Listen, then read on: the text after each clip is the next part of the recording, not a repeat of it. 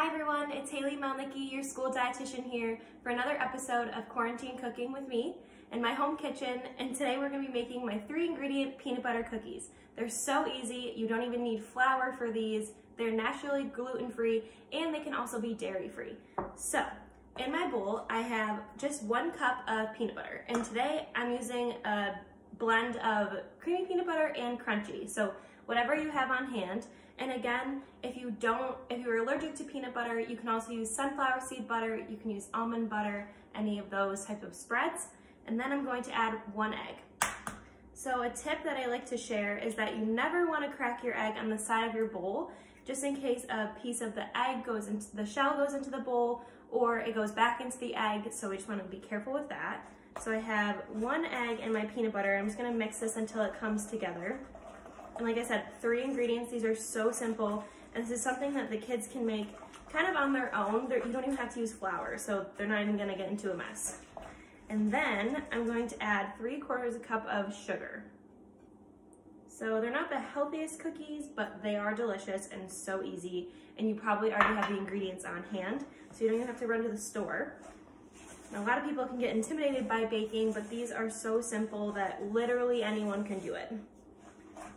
All right, so you're just gonna keep stirring these until they form a dough, just like cookie dough. And trust me, it sounds a little crazy that they're only 3 ingredients, but they come together. I've made these so many times. I'm just gonna get the peanut butter off my spoon and keep mixing.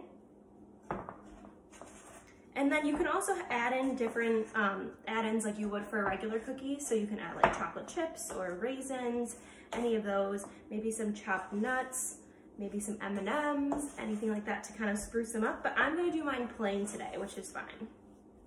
Okay, so then my dough is coming together almost like a ball, as you can see, and then I'm going to take my already greased cookie sheet that I have right here, and my oven has been preheating to 325 degrees, so that's all ready.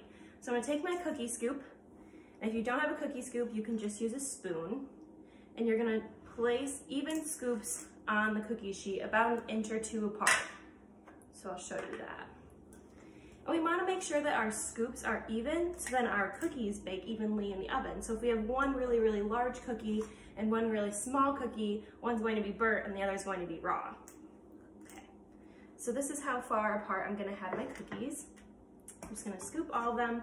These are so easy. I've actually made this recipe a few times, and then I just pop them into a freezer bag, and I have them on hand for when I have people over eventually, and they're just easy to take out of the freezer, and it's like you've been baking all day, but you really haven't. And they taste homemade, which they are, but.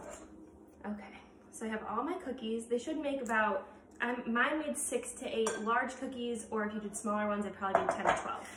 So then I'm gonna take my fork, and just like the bakery peanut butter cookies, we're gonna do the crisscross pattern. So just gently press the fork vertically and then horizontally.